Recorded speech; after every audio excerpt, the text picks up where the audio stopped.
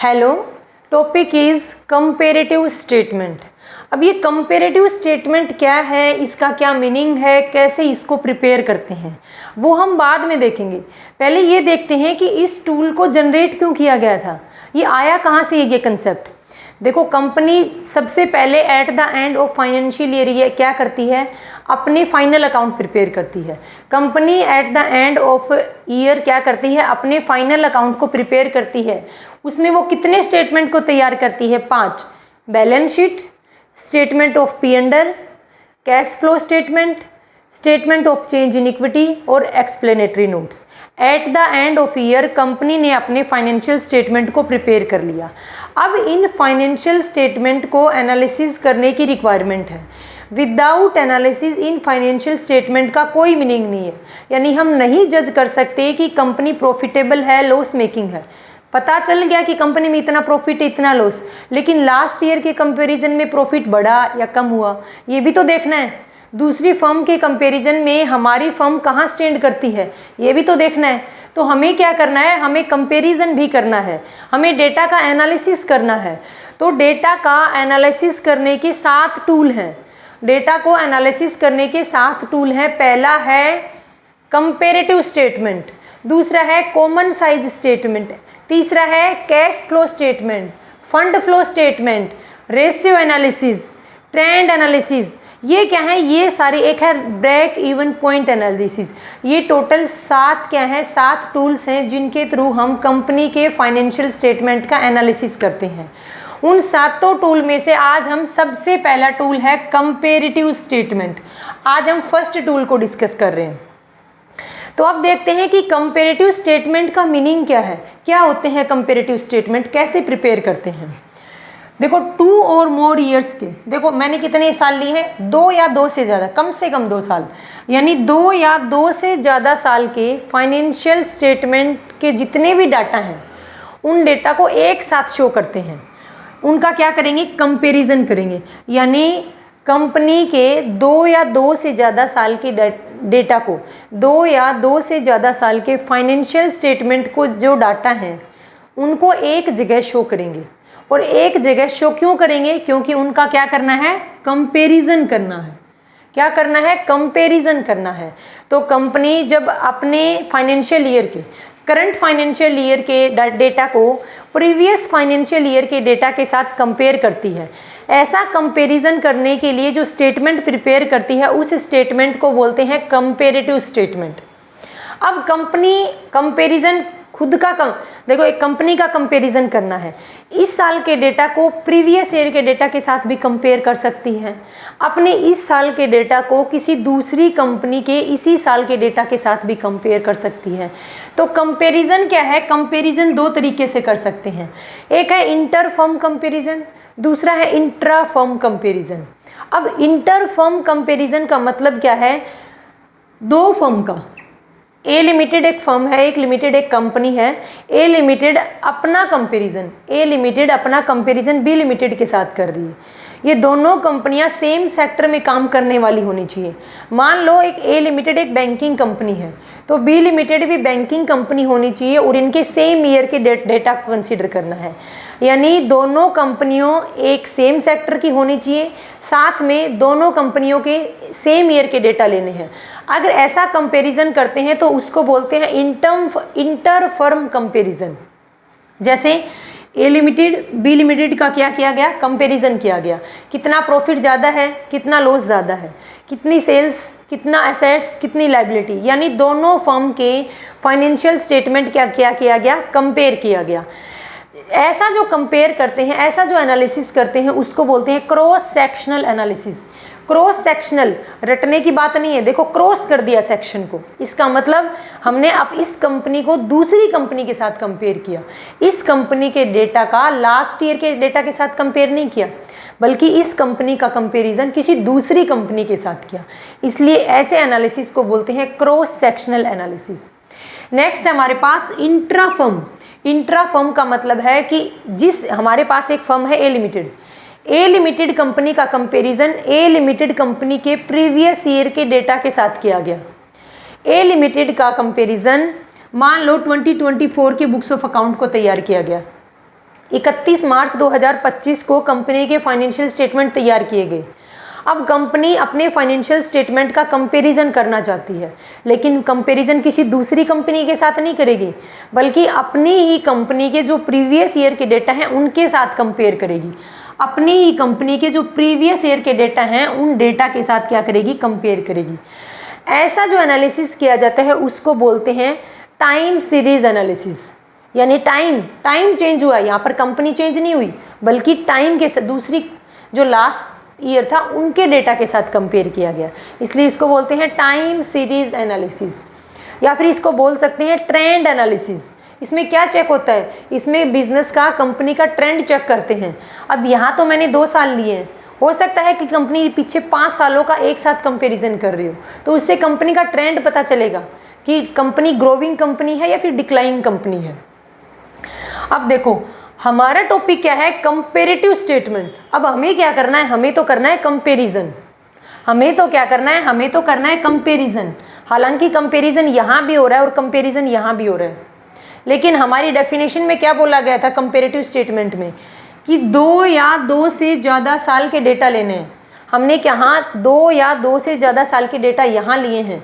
यहाँ पर कंपनियाँ अलग हैं लेकिन सेम ईयर के डाटा हैं। एक ही साल के 2 कंपनियों के डेटा का कंपैरिजन किया है। यहाँ पर एक ही कंपनी के 2 साल के डेटा का कंपेयर किया है। जब कंपनी अपने फाइनेंशियल स्टेटमेंट के डाटा ले रही है, किन सालों के, 2 या 2 से ज़्यादा सालों के डेटा ले रही है और उनका क्या करती है, कंपैरिजन कर रही है। ऐसा ये वाली स्टेटमेंट फॉलो कर रही है, ये वाली स्टेटमेंट फॉलो कर रही है। आप सेकंड स्टेटमेंट कैसे, देखो यहाँ पर क्या है, एक कंपनी अपने फाइनेंशियल ईयर के डेटा का कंपैरिजन अपने ही प्रीवियस ईयर के डेटा के साथ क्या कर रही है, कंपेयर कर रही है। ऐसा कंपैरिजन करने के लिए जो स्टेटमेंट बनाया जाता है उसको बोलते हैं कंपैरेटिव स्टेटमेंट। उसको क्या बोलते हैं, कंपैरेटिव स्टेटमेंट। अब इस कंपैरेटिव स्टेटमेंट के रिगार्डिंग कुछ पॉइंट हैं वो देखो। Technique of presenting comparative statement, यानी जब कंपैरेटिव स्टेटमेंट बनाते हैं, उसको प्रेजेंट करते हैं, तो उसमें कुछ टेक्निक है, कुछ टूल्स हैं, कुछ पॉइंट हैं जो ध्यान रखने हैं। देखो सबसे पहला टॉपिक है absolute data in rupees. Comparative statement कैसे बनाना है ये नेक्स्ट स्लाइड में देखेंगे। मैं आपको स्टेटमेंट ऑफ P&L और बैलेंस शीट को बना के दिखाऊंगी कि कैसे कंपैरेटिव स्टेटमेंट बनाते हैं, लेकिन उससे पहले कुछ टेक्निक हैं, कुछ टूल्स हैं, उनको डिस्कस करो। एब्सोल्यूट डेटा इन रुपीज़, इसमें डेटा किस में शो करेंगे, अमाउंट में शो करते हैं। जैसे कि आपको मैं यहाँ दूँ, जैसे ये कंपैरेटिव स्टेटमेंट है, मैं सिर्फ परफॉर्मा नहीं, सिर्फ आपको एक फॉर्मेट बता रही हूँ हल्का फुल्का। देखो यहाँ पर 2 साल के डेटा शो हैं, यहाँ पर 2024 के और यहाँ पर 2025 के। सबसे पहले यहाँ क्या शो कर दिया, मान लो सेल्स शो कर दिया। अब सेल्स में पिछले साल की सेल्स कितनी थी, 5 लाख, और इस साल की सेल्स कितनी है, 4 लाख। अब देखो ये डेटा किस में है, ये कौन से, एब्सोल्यूट डेटा इन रुपीज़ में डेटा शो किए हैं। एब्सोल्यूट फिगर है, क्या है, एब्सोल्यूट फिगर है कि कितनी अमाउंट की सेल है। तो सबसे पहले हम क्या करते हैं, चाहे करंट ईयर हो चाहे प्रीवियस हो, देखो कम से कम 2 साल तो ज़रूर लेनी है। तो 2 साल के डेटा को किस में शो करेंगे, एब्सोल्यूट फिगर में शो करेंगे, यानी अमाउंट में, रुपीज़ में डेटा को शो करेंगे। दूसरा है कम या कितनी अमाउंट इंक्रीज़ हो रही है और कितनी अमाउंट डिक्रीज़ हो रही है एब्सोल्यूट डेटा में। देखो यहाँ पर 5 लाख रुपए की सेल्स थी, यहाँ पर 4 लाख रुपए की सेल्स थी। नेक्स्ट जो कॉलम बनेगा ना, वो कॉलम किसका होगा, इंक्रीमेंट और डिक्रीमेंट का। यहाँ पर इंक्रीमेंट और डिक्रीमेंट, यानी कितना इंक्रीज और डिक्रीज हुआ, इंक्रीज और decrease in absolute data. Absolute data कौन से थे, ये वाले डेटा। इन डेटा में कितना इंक्रीमेंट हुआ है और कितना डिक्रीमेंट हुआ है, यानी इंक्रीज और डिक्रीज को कहाँ शो करेंगे, यहाँ पर। तो कितना डिक्रीज हुआ है, 1 लाख का डिक्रीज हुआ है। फिर है इंक्रीज और decrease in absolute data show in percentage. Next column किसका बनाएंगे, नेक्स्ट कॉलम इसी डेटा को किस में शो करेंगे, परसेंटेज में शो करेंगे। किस में शो करेंगे, परसेंटेज में। कैसे शो होगा, देखो 1 lakh divide by base year कौन सा था, ये वाला, कितनी सेल्स थी, 5 लाख। अब इसका क्या निकालेंगे, परसेंटेज निकालेंगे। क्या निकालेंगे, इसका परसेंटेज निकालेंगे। परसेंटेज निकाला तो कितना आया, 20%, यानी सेल्स कितनी डिक्रीज होगी, सेल्स डिक्रीज होगी 20% से। सेल्स कितने से डिक्रीज होगी, सेल्स 20% से डिक्रीज होगी। तो मैंने सबसे पहले बताया था कि एब्सोल्यूट डेटा इन रुपीज़, सबसे पहले जो भी डेटा है, सेल्स है, एक्सपेंस है, प्रॉफिट है, लॉस है, उनके डेटा को एब्सोल्यूट फिगर में शो करेंगे। दूसरा, कितना इंक्रीमेंट और कितना डिक्रीमेंट हुआ है किसमें, इस एब्सोल्यूट डेटा में, इस डेटा में कितना इंक्रीज और डिक्रीज हुआ है उसको शो करेंगे। नेक्स्ट में क्या शो करेंगे कि कितना इंक्रीज और डिक्रीज हुआ है किसमें, इस एब्सोल्यूट डेटा में शो करेंगे, उसको परसेंटेज में शो करेंगे, उसको परसेंटेज में। फिर लास्ट में क्या है, use of cumulative figure and average. अब इसका मतलब क्या है, कई बार कंपनी के अंदर क्या होता है, पीछे कई सालों के डेटा ले लेते हैं। मान लो पीछे 5 सालों के डेटा ले लिए। अब करंट ईयर 2025 में सेल है मान लो 5 लाख की, पीछे सेल थी 4 लाख की, उससे पीछे 3 लाख की, फिर थी 5 लाख की, फिर थी 10 लाख, 6 लाख की। ऐसे करके क्या है, मान लो कंपनी ने 5 साल के डेटा उठा लिए। अब कंपनी क्या करेगी, इन 5 साल के डेटे का एवरेज निकालेगी। 5 साल के डेटा का क्या निकालेगी, एवरेज निकालेगी। उस एवरेज का कंपैरिजन क्या करेगी, इस करंट ईयर के साथ करेगी।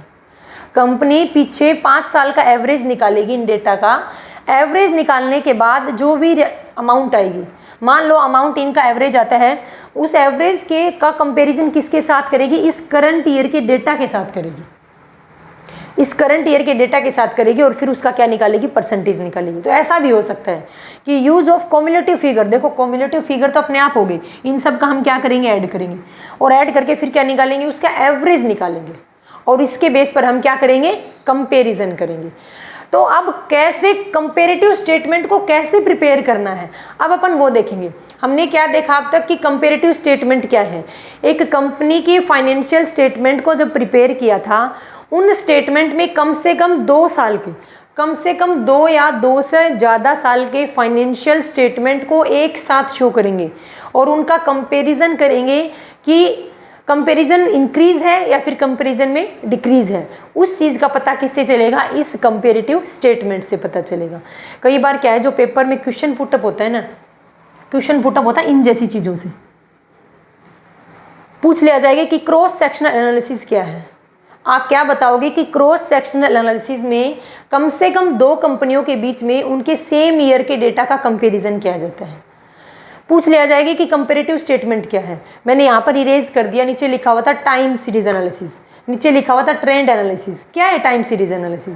टाइम सीरीज एनालिसिस ये बताता है कि एक कंपनी का प्रीवियस ईयर के डेटा के साथ कंपेयर करेंगे, प्रीवियस ईयर के डेटा के साथ क्या करेंगे, कंपेयर करेंगे टाइम सीरीज में। दूसरा मैंने क्या बोला था, इसके यहाँ पर दूसरा नाम लिखा था ट्रेंड, कि कंपनी का ट्रेंड चेक करेंगे कि कंपनी ग्रोविंग कंपनी है या फिर डिक्लाइनिंग कंपनी है। किसके थ्रू चेक होता है, ये कंपनी के कंपैरेटिव स्टेटमेंट के थ्रू ही चेक करते हैं अपन। अब इसका फॉर्मेट देखते हैं।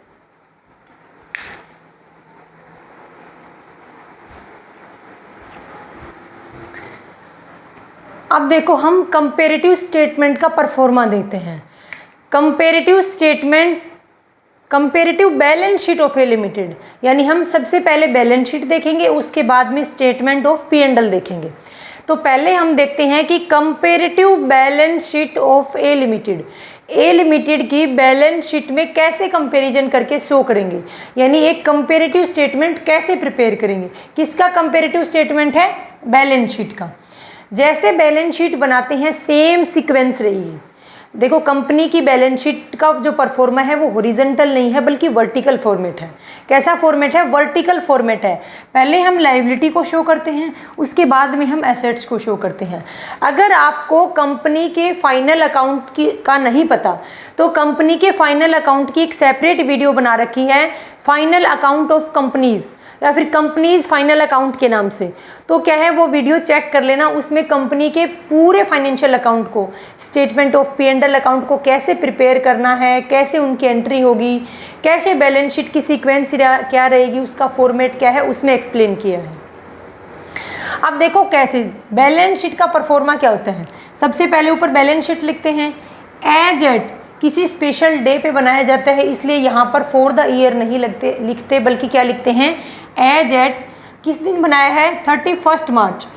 करंट ईयर कौन सा है, 2024 है, और प्रीवियस ईयर 2023 है। तो एक बात जो ध्यान रखनी है, अब क्या है, अब CBSE ने क्या कर दिया, चेंज किया। पहले हम यहाँ कौन सा, करंट ईयर लिखते थे और यहाँ पर प्रीवियस ईयर लिखते थे। पर क्या किया, एज सीबीएसई बोर्ड ने अब चेंज करने के बाद क्या कर दिया, पहले हम प्रीवियस ईयर को शो करेंगे, उसके बाद में हम क्या शो करेंगे, करंट ईयर को शो करेंगे। ध्यान रखना, पहले प्रीवियस ईयर आएगा देन करंट ईयर आएगा। तो सबसे पहले क्या लिखेंगे, बैलेंस शीट के नीचे एज एट, जिस दिन आप बना रहे हो 31 मार्च 2024 को बना रहे हो, लेकिन कंपैरिजन 2023 के साथ करना है।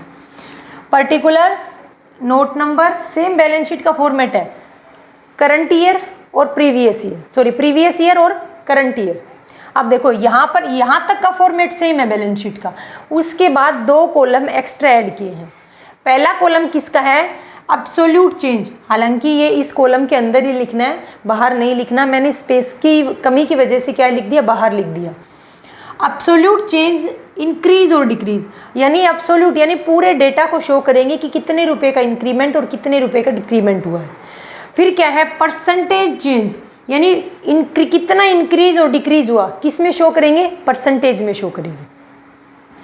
अब देखो सबसे पहले बैलेंस शीट में क्या शो करते हैं, पहले आता है इक्विटी एंड लायबिलिटी, फिर सेकंड नंबर पे एसेट्स। अब पहले हम ऊपर वाले कॉलम को देखते हैं। इक्विटी एंड लायबिलिटी में शेयर होल्डर में शो कर रखा था शेयर कैपिटल 5 लाख, ये है प्रीवियस ईयर का डाटा। फिर बाद में क्या है, ये है करंट ईयर का डाटा, कौन सा है, ये है करंट ईयर का डाटा। अब देखो कि करंट ईयर का डाटा जो है उसमें प्रीवियस ईयर के डाटा में कितना डिफरेंस है। सबसे पहले जो डिफरेंस होगा उसको हम यहाँ लिखेंगे। डिफरेंस कितना है, 5 लाख रुपए का डिफरेंस है, हमने यहाँ लिख दिया। रिजर्व एंड सरप्लस में कितना डिफरेंस है, प्रीवियस ईयर और करंट ईयर में 1 लाख का डिफरेंस है, लेकिन इंक्रीज नहीं हुआ डाटा, डिक्रीज हुआ है। अगर डिक्रीज हुआ है तो उसको ब्रैकेट में शो करेंगे, माइनस का निशान नहीं लगाएंगे उसको। बुक जब भी अकाउंट्स की लैंग्वेज में कभी भी क्या है, माइनस वर्ड यूज़ नहीं होता, माइनस का सिंबल यूज़ नहीं करते अपन, बल्कि क्या करते हैं, उसको ब्रैकेट में क्लोज कर देते हैं। फिर क्या है, नॉन करंट लायबिलिटी में पहले है लॉन्ग टर्म बोरोविंग्स, पहले 5 लाख के बोरोविंग्स थे, अब 8 लाख के बोरोविंग्स हैं, कितने बढ़ गए, 3 लाख बढ़ गए। करंट लायबिलिटी के अंदर ट्रेड पेबल्स कितने हैं, पहले 2 लाख के ट्रेड पेबल्स थे, अब 4 लाख के हो गए, तो कितना बढ़े हैं, 2 लाख से। अब देखो ये तो आपको पता चल गया कि ये कॉलम सिर्फ इंक्रीज और डिक्रीज को शो करेगा, सिर्फ एब्सोल्यूट फिगर, सिर्फ एब्सोल्यूट अमाउंट में शो करेंगे। हम कहाँ पर शो करेंगे, first, second, third, fourth, fifth column के अंदर सिर्फ हम इनका क्या करेंगे, कंपेयर करके एब्सोल्यूट अमाउंट को शो करेंगे कि कितनी अमाउंट का इंक्रीज या डिक्रीज हुआ है। शो करने के बाद अब हम क्या करेंगे, अब ये जो इंक्रीज और डिक्रीज हुआ है अब करेंगे कंपैरिजन, और कंपैरिजन में किस में शो करेंगे, परसेंटेज में। अब देखो इसको कैसे कैलकुलेट करेंगे, कितना इंक्रीज और डिक्रीज हुआ है, 5 लाख का डिक्रीज हुआ है। देखो यहाँ इरेज करती हूँ एक बार, देखो 5 लाख रुपए का क्या हुआ है, 5 लाख रुपए से शेयर कैपिटल बढ़ गई है। अब बेस ईयर किसको मानना है, इस ईयर को। हम कंपैरिजन किसके साथ कर रहे हैं, ये क्या है, करंट ईयर है। करंट ईयर का कंपैरिजन प्रीवियस ईयर के डेटा के साथ करना है। तो आपको ऐसे नहीं करना कि 10 lakh divide by 5 lakh into में 100, बल्कि क्या करना है, दोनों का डिफरेंस देखना है। डिफरेंस कितना आया, 5 लाख रुपए। 5 लाख रुपए डिवाइड बाई बेस ईयर, यानी जिस ईयर के साथ हम कंपेयर कर रहे हैं, किस ईयर के साथ कंपेयर कर रहे हैं, 2023 के साथ। इधर मैंने लिख दिया कितना अमाउंट, 5 लाख इंटू में 100 लगाया क्योंकि परसेंटेज में शो कर रहा है। इंक्रीज और decrease show in percentage, percentage में शो किया तो कितना परसेंटेज निकला, 100% निकला। कितना परसेंटेज निकला, 100% निकला। ऐसे इसका करना है, 1 lakh divide by 3 lakh into में 100। नेक्स्ट का 3 lakh divide by 5 lakh into में 100, 2 lakh divide by 2 lakh into में 100। अब आप यहाँ तक तो कैलकुलेट कर लिया। देखो अब यहाँ इसका टोटल कितना है, 15 लाख, इसका टोटल आया 24 लाख, और यहाँ का टोटल आया 9 लाख। अब देखो अब आप इनको जोड़ने लग जाओगे, क्योंकि मैंने यहाँ पर लिख दिया टोटल। जब आप बोलोगे जब इनको मैंने ऐड किया था, इनको भी ऐड किया है, यहाँ पर इस कॉलम में इनको भी ऐड किया, तो मैं इनको भी ऐड कर देता हूँ। ऐसा नहीं करना, इनको ऐड नहीं करना, बल्कि देखो ये क्या है, ये लाइबिलिटी साइड का टोटल कितना था 2023 का 15 लाख, लाइबिलिटी साइड का टोटल कितना था 2024 का, कितना था 24 लाख। इन दोनों का डिफरेंस कितना है, दोनों का डिफरेंस है 9 लाख। कहने का मतलब है आप इनको जोड़ने मत लग जाना, जैसे इनको एडिशन किया है इनका एडिशन मत करने लग जाना, बल्कि क्या करना है, करंट ईयर का जो लाइबिलिटी साइड का टोटल है प्रीवियस ईयर की लाइबिलिटी साइड के टोटल से कंपेयर करेंगे, डिफरेंस जो आएगा उसका हम रेशियो, इसी के बेस पर रेशियो निकालेंगे। तो 9 lakh divide by 15 lakh into में 100 कितना आएगा 60%। यानी इसमें किस में शो करना है, परसेंटेज में शो करना है। अब एसेट्स को देखते हैं, same as it is assets का है। मान लो एसेट्स में टेंजिबल इंटेंजिबल एसेट्स शो कर रखी हैं। टेंजिबल एसेट्स में 8 लाख की टेंजिबल एसेट्स है प्रीवियस ईयर में, करंट ईयर में कितने की हैं 14 लाख की। कितना इंक्रीमेंट हुआ है 6 लाख का। दोनों का डिफरेंस देखा कितना इंक्रीमेंट हुआ है 6 लाख का। अगर माइनस में होता तो हम ब्रैकेट में बंद कर देते। अब क्या है 6 lakh divide by 8 lakh into में 100 इज इक्वल टू 75%। ऐसे ही क्या है इंटेंजिबल एसेट्स, पहले 2 लाख रुपए की थी, अब 3 लाख की। कितने से इंक्रीज हुई हैं 1 लाख से। तो 1 lakh divide by 2 lakh into में 100 50%। ऐसे ही इसका करना है। उसके बाद क्या करना है, नेक्स्ट ये था ना करंट एसेट्स, तो करंट एसेट्स का भी आप ऐसे ही कैलकुलेट कर लेना। वही सेम कंडीशन जैसे मैंने इनका टोटल कर दिया यहाँ पर, इनका टोटल यहाँ कर दिया, इनका टोटल यहाँ कर दिया। अब आप इनका टोटल देखो, इनका टोटल नहीं किया मैंने क्या किया है, हाँ इनका टोटल कर दिया। देखो अब आप इनका टोटल करके भी रख सकते हो या फिर इन दोनों में से माइनस करके भी यही सेम अमाउंट आएगी। 24 लाख माइनस 15 लाख कितना आएगा 9 लाख। अब इसका कैसे निकालेंगे, ये वाली अमाउंट आपको ऐड नहीं करनी है, जैसे इनको ऐड करते हैं ऐड करके नहीं लिखनी है। कैसे करनी है, 9 lakh divide by 15 lakh into में 100 कितना आएगा 60%। देखो यहाँ पर 60%, यहाँ पर 60%, दोनों साइड का परसेंटेज सेम आया। सेम तो आना ही है, क्यों, क्योंकि बैलेंस शीट के दोनों साइड का टोटल ही सेम होता है। तो ये हमने क्या देखा है कि कंपेरेटिव बैलेंस शीट कैसे प्रिपेयर करते हैं। कंपनी के फाइनेंशियल स्टेटमेंट का एनालिसिस करने के लिए हम कंपेरेटिव बैलेंस शीट प्रिपेयर करेंगे। कंपेरेटिव बैलेंस शीट में कम से कम 2 साल के डेटा को लेंगे। हो सकता है कि 2 से ज़्यादा साल के डेटा भी लिए गए हों, हो सकता है कि यहाँ पर किसी 1 साल का डेटा न लेकर कुछ सालों के डेटा का एवरेज लिया गया हो, उसके साथ भी कंपेयर कर सकते हैं।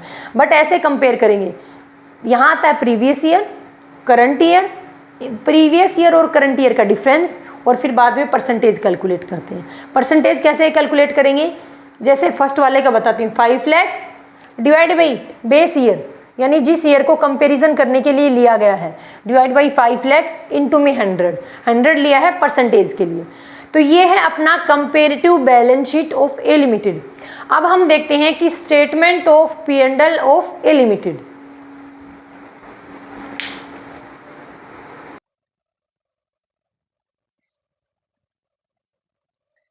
अब कंपनी का हम देखते हैं कि स्टेटमेंट ऑफ P&L, लेकिन comparative statement of P&L of A limited, यानी ए लिमिटेड का स्टेटमेंट ऑफ P&L देख रहे हैं, लेकिन कौन सा कंपेरेटिव। अब देखो सेम फॉर्मेट रहेगा जैसे statement of profit and loss account, profit and loss तैयार करते हैं, वैसे सेम फॉर्मेट है। सिर्फ 2 कॉलम एक्स्ट्रा, कौन से, सिर्फ 2 कॉलम एक्स्ट्रा लिए गए हैं। कौन सा, एक तो इंक्रीज और डिक्रीज वाला, किसमें शो करेंगे, एब्सोल्यूट फिगर में अमाउंट शो करेंगे। एक परसेंटेज में शो करेंगे, किसमें शो करेंगे, परसेंटेज में। अब देखो सबसे पहले लिखेंगे रेवेन्यू फ्रॉम ऑपरेशन, यानी टोटल कितना है, सेल्स से जितनी भी अमाउंट रिसीव हुई है, कौन सी शो कर रखी थी, ये कौन सी ईयर। देखो अब आपके दिमाग में आया होगा क्वेश्चन की यहाँ पर 2023 और 2022 और 3 लिखा गया। मैंने कौन सी ईयर लिए कंपैरिजन करने के लिए, फॉर द ईयर एंडेड। यहाँ पर एज एट नहीं लिखते, क्या लिखते हैं, स्टेटमेंट ऑफ P&L के नीचे क्या लिखते हैं, फॉर द ईयर एंडेड। किस ईयर के लिए प्रिपेयर कर रहे हैं, 2023 और 2024 का। अब 2023 के जो अकाउंट तैयार होते हैं वो 1 अप्रैल 2022 से स्टार्ट होकर 31 मार्च 2023 तक चलेंगे, इसलिए यहाँ पर 2022 एंड 3 लिखा। अब 24 का जो स्टेटमेंट ऑफ P&L तैयार करना है वो 1 अप्रैल 23 से स्टार्ट होकर 31 मार्च 24 तक चलेगा। अब देखो एट द एंड जब हम क्या तैयार करेंगे, स्टेटमेंट ऑफ P&L तैयार करेंगे, सबसे पहले लिखेंगे रेवेन्यू फ्रॉम ऑपरेशन, कितना था, ये कौन सा ईयर है, ये प्रीवियस ईयर है। पहले किस ईयर को शो करेंगे, प्रीवियस ईयर को, देन किस ईयर को शो करेंगे, करंट ईयर के डेटा को। 60 लाख की क्या थी, रेवेन्यू फ्रॉम ऑपरेशन, और करंट ईयर में है 75 लाख की। डिफरेंस कितना आया, 15 लाख का इंक्रीमेंट है। रेवेन्यू फ्रॉम ऑपरेशन का 15 लाख का इंक्रीमेंट है। अब देखो परसेंटेज कैसे कैलकुलेट करेंगे। इंक्रीमेंट और डिक्रीमेंट कितना हुआ है 15 लाख का, कितना है 15 लाख का। अब देखो बेस ईयर कौन सा था, ये वाला ईयर या फिर ये बेस ईयर है, ये वाला कौन सा ईयर है 23 को क्या माना है बेस ईयर माना है, यानी किसके साथ कंपेयर कर रहे हैं 2024 का कंपैरिजन 2023 के डेटा के साथ कर रहे हैं। तो इस साल कितना रेवेन्यू फ्रॉम ऑपरेशन था 60 लाख, नीचे क्या लिखेंगे 60 लाख, इनटू में क्या लिखेंगे 100, कितना आएगा 25%। ऐसे ही सेम क्या करना है फिर ऐड करेंगे अदर इनकम को, अदर इनकम में 150 की अदर इनकम है, लेकिन करंट ईयर में कितने हैं ओनली 120, तो कितना डिक्रीज कितना हुआ है, कितनी कम हुई है 30,000 से कम हुई। परसेंटेज कैसे निकलेगा 30,000 डिवाइड बाई 1 लाख इंटू में 100, कितना आएगा 20%। इसको भी क्या है ब्रैकेट में क्लोज करना। अब इनका टोटल करना है, टोटल करने के बाद देखो 60 लाख 50,000 50,000 76 लाख 20,000, दोनों का डिफरेंस कितना आया 14 लाख 70,000। कैसे कैलकुलेट करेंगे इस रेशियो को, इस परसेंटेज को कैसे कैलकुलेट करेंगे 14 lakh 70,000 divide by 61 lakh 50,000 into में 100, कितना आएगा 23.90। अब टोटल रेवेन्यू में से क्या लेस करेंगे एक्सपेंस को लेस कर देंगे। हमने क्या शो किए यहाँ पर एक्सपेंस शो किए, दोनों का डिफरेंस कितना था प्रीवियस ईयर और करंट ईयर के एक्सपेंस में डिफरेंस था 6,60,000। कंपैरिजन कैसे करेंगे, इसका रेशियो कैसे निकालेंगे, परसेंटेज कैसे निकालेंगे 6,60,000 डिवाइड बाई 44 लाख इंटू में 100 इक्वल टू 15%। फिर क्या होगा ये आ गया प्रॉफिट बिफोर टैक्स, टैक्स से पहले का प्रॉफिट आ गया, उसमें से टैक्स को डिडक्ट करेंगे और टैक्स को डिडक्ट करने के बाद ये आएगा प्रॉफिट आफ्टर टैक्स। ये क्या आ जाएगा, ये आएगा profit after tax. Profit after tax में क्या करना है अपने को, इन दोनों का डिफरेंस कितना आया 3,98,500 डिवाइड बाई क्या करेंगे 11,37,500 इंटू में 100, अमाउंट कितनी आएगी 35.03%। तो इस तरीके से अपन क्या करते हैं एक कंपनी के फाइनेंशियल स्टेटमेंट का कंपैरिजन करते हैं। कंपैरेटिव स्टेटमेंट में ध्यान रखना करंट ईयर के डेटा के साथ में प्रीवियस ईयर के डेटा का कंपैरिजन किया जाता है सिंगल फर्म का। इसके अंदर कौन सा कंसेप्ट अप्लाई होता है, इसमें इंट्रा एनालिसिस, इसमें कौन सा एनालिसिस करते हैं, इसमें इंट्रा एनालिसिस करते हैं, यानी एक ही फर्म के एक ही कंपनी के प्रीवियस ईयर के डेटा के साथ करंट ईयर के डेटा का कंपैरिजन करते हैं। इसके लिए हमने दो बनाए थे स्टेटमेंट, पहला है कंपैरेटिव बैलेंस शीट बनाया और फिर हमने कंपैरेटिव स्टेटमेंट ऑफ P&L बनाया। तो ये अपना टॉपिक कौन सा फिनिश होता है, अपना टॉपिक फिनिश हुआ है कंपैरेटिव स्टेटमेंट। इससे नेक्स्ट टॉपिक क्या होगा common size statement, next topic कौन सा है कॉमन साइज। तो ये अपना टॉपिक फिनिश होता है। Thank you.